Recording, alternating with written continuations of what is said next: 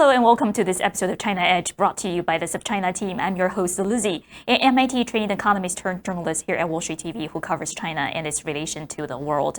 At China Edge, we go beyond the headlines and guide you, our audience, through the jungle of Chinese regulations. We go deep into industry trends and identify challenges and opportunities in the Chinese markets. After 70 hours of military drills, China's largest ever exercise encircling Taiwan in retaliation for Speaker Nancy Pelosi's visit to the island, China announced on Monday that it would hold yet another round of new drills. Joining me today to discuss the ongoing cross-strait tension is Zack Cooper, a senior fellow at the American Enterprise Institute. Zack, thank you so much for being here with me. Of course, great to be here. Thanks, Lizzie. So, Zack, the PLA vows to bury any invading enemies as the tension mounts over Speaker Pelosi's visit. Is that all bluster, or do you think Beijing will actually retaliate in concrete ways to make its so-called red lines credible? If so, how can Beijing retaliate? Well, I think we've seen probably most of the military activity that we're going to see, at least in the immediate aftermath of Pelosi's visit. So I think we'll continue to see probably some live fire exercises and additional closures of certain areas. And I'm sure that Chinese ships and aircraft will be crossing the median line and verging into Taiwan's air defense identification zone, and probably acting more in the eastern waters across from Taiwan rather than just in the Taiwan Strait. But I think at the end of the day, we're probably seeing that this is peaking right now. But I don't think we should expect that things will go back to the status quo. I think this is going to be increased pressure, a lot like what we saw with Japan in the 2012 Senkaku's crisis, that China is going to ratchet up the pressure, and it's going to keep it there for quite some time. Right, and as you alluded to, the tempest might be over, but the looming danger is still there. And as you know, the Chinese President Xi Jinping has repeatedly said that reunification with Taiwan must be fulfilled. And some of China's hawks have openly called for armed unification by a certain date, say 2027, which is the 100th anniversary of the PLA's founding. Based on your conversations with Chinese experts, do you think is there a coalition of support behind armed unification in Beijing? Is there a concrete timeline? What's Xi Jinping's calculation at this point?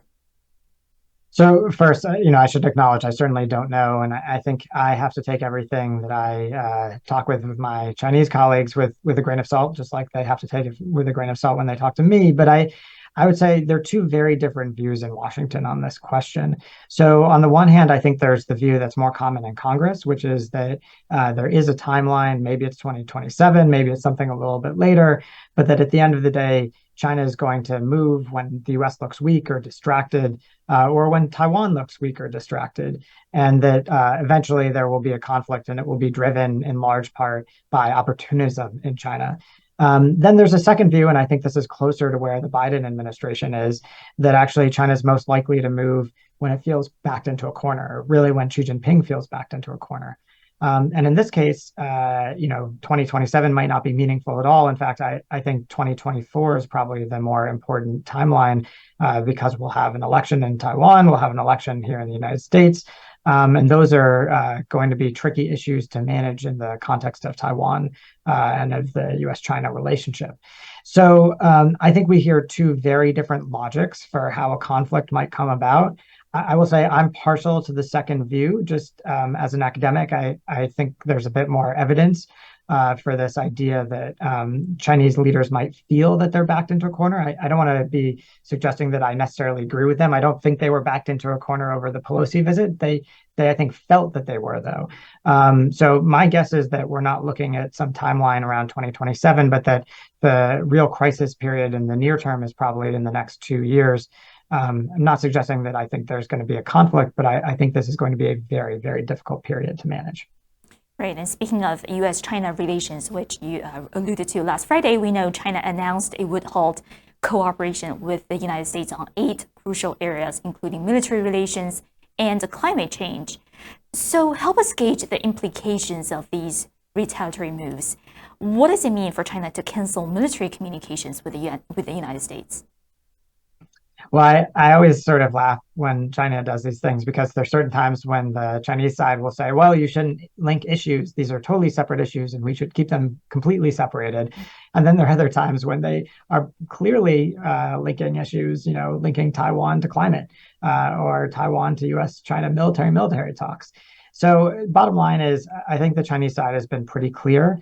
They don't want some of the guardrails that the US wants because they see guardrails as being really about crisis management, about escalation management. So that means after a crisis has started, and what they want is crisis prevention. They want to take action before a crisis starts.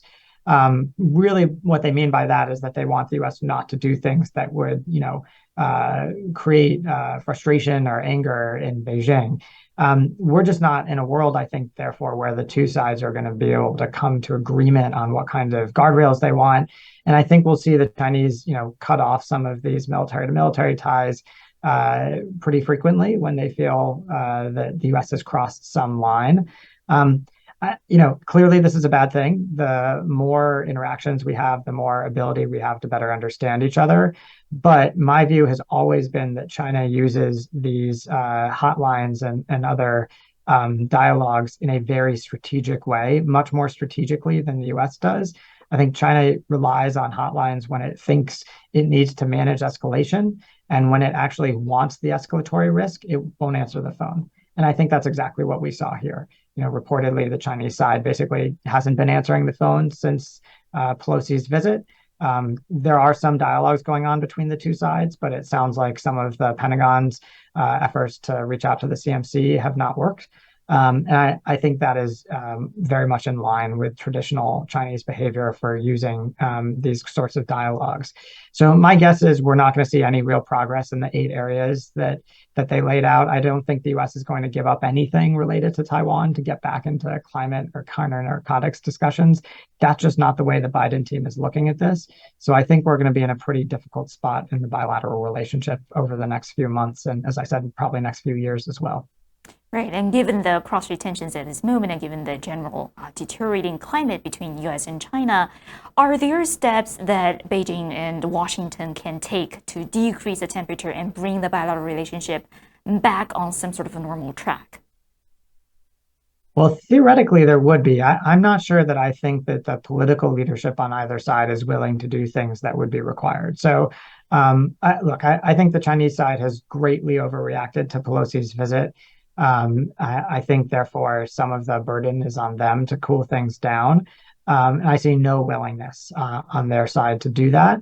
But also, I think the political alignments here in Washington are shifting. We're now seeing Nancy Pelosi and a lot of Democrats align with Republicans in really pushing both symbolic and substantive efforts to help Taiwan. I think that's probably going to, if anything, trigger China to act more forcefully against Taipei. And so I'm very worried about this action-reaction cycle, and I don't see either side really making efforts to get out of it.